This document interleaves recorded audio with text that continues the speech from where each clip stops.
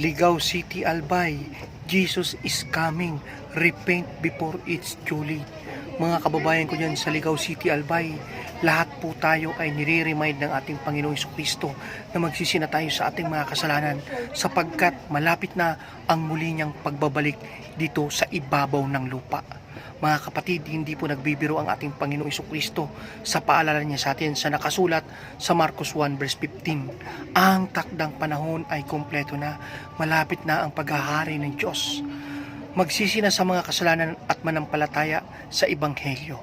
Mga kapatid ko, mga kababayan ko dyan, magsisi na po tayo sa ating mga kasalanan at muling magbalik loob sa ating Diyos. Hindi po nagbibiro yung talata na ito. Hindi po nagbibiro ang ating Panginoong Jesucristo sa paalala sa atin.